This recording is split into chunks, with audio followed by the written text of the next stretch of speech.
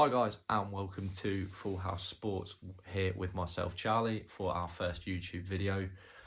You'll have to bear with me. I'll say it's the first time doing things in front of a camera, but I say got to give it a go. Don't buy a ticket and you don't win the raffle. So a little bit about myself. Well, I say my name's Charlie. We've already done that bit, so I don't need to do that.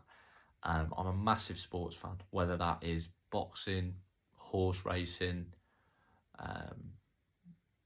boxing, football, cricket, rugby, union and league, horse racing, MMA, NFL. Of course, that starts at the weekend. Buzzing for that, although my fantasy team's definitely getting the wooden spoon. And I decided to launch Full House Sports for two reasons, really. One, because I wanted to build a community, like myself, of fellow sports lovers. I look on a lot of these websites, BBC Sports, Sky Sports, a lot of the big outlets, and listen, I'm not calling them out by any means. I'm a bloke sat in his living room talking about sport, but I look at a lot of them and it's either wall-to-wall football coverage or just wall-to-wall coverage about nonsense.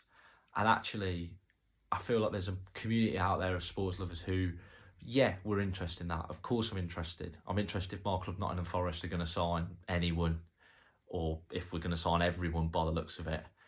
Yes, I'm interested in whether Alexander Ishak's going to break the British record, but I'm also interested in other things. And I'm interested in, what's going on in other sports as well. I understand football's massive, and I will talk about football on the channel, on my website. Like I say, I am launching a website soon. Big shout out to Blue Wing Digital for that. The boys there, US set it up, so there'll be opinion pieces, reports, and things like that on there. So when that launches, I will of course be sharing that on our socials. Please give our socials a follow: Instagram, X, Facebook, all that jazz, TikTok. So please, like I say, subscribe as well to this channel for more sports content. Right, let's get into it. Obviously today is transfer deadline day. Not going to be talking about that before everyone cancels and everyone presses the X, because you're probably fed up of Roman Kemp and whoever else on Sky Sports News debating whether Alexander Ishak's going to sign, and looks like Mark Gay's not going to sign.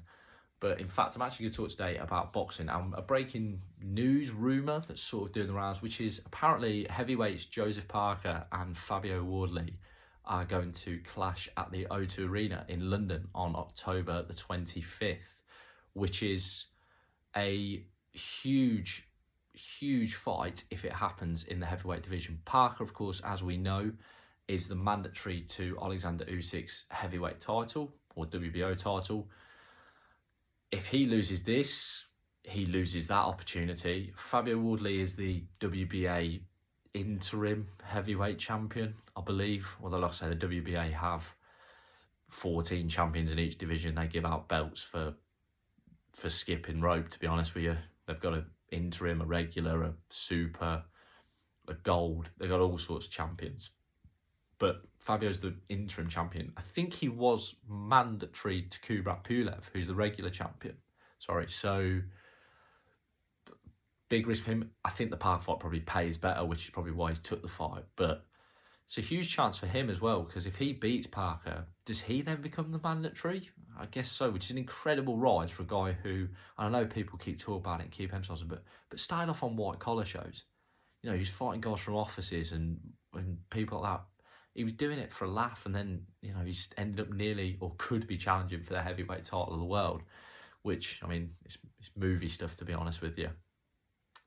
But if the fight does take place, and it looks like it could be, listen, they're both under Frank Warren, so there's no issues where that's concerned.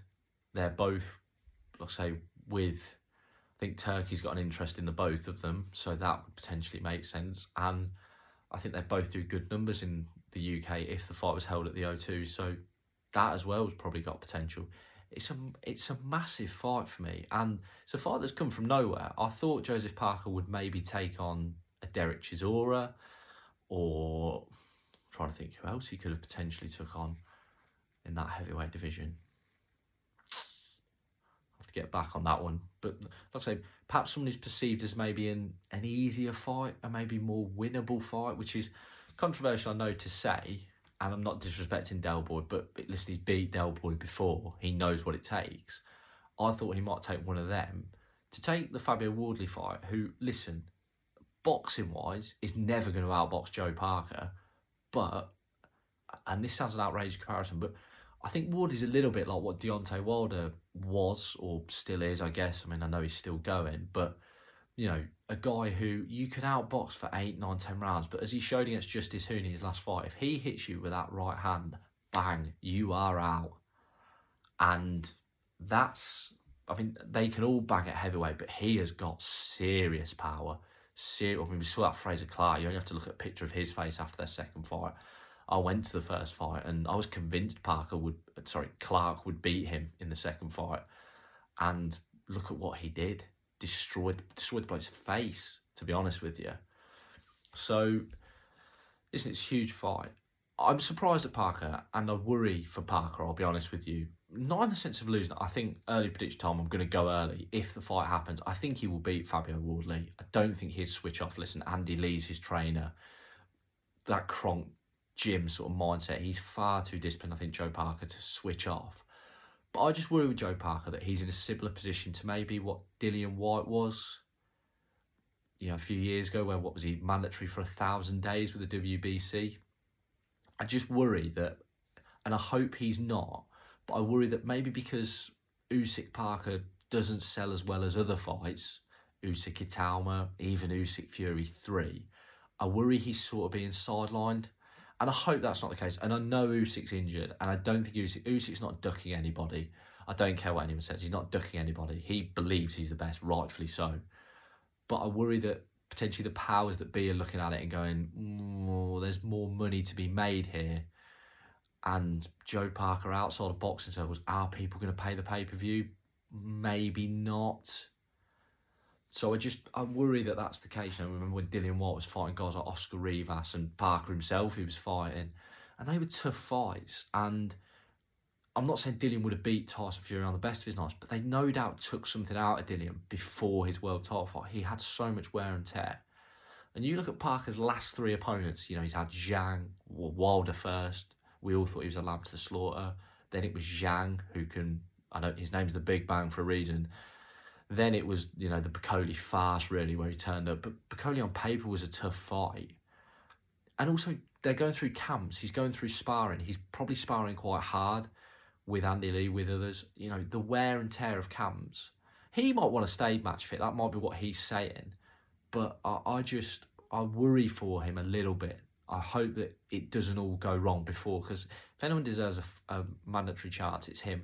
And also, personally, from a boxing fan's point of view, I'd like to see someone different take on Usyk, someone different try and solve the puzzle, rather than just Fury, AJ and Dubois just keep rotating round, and Chisora, whose name's been thrown out there, just keep rotating round, and Usyk keeps boxing the head off him. I'd like to see someone different try and figure out that conundrum.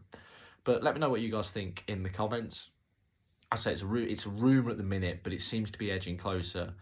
It does make sense. I say both in the Frank Warren. Let me know what you guys think. Please subscribe, and like I say, please keep your eyes peeled on our socials for the website that's coming.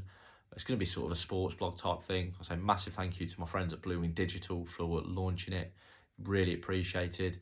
And yeah, please keep in touch with the content. Please stay on it, and we will help you stay on the ball in the sporting world. Or I will help you stay on the ball in the sporting world. Thank you very much.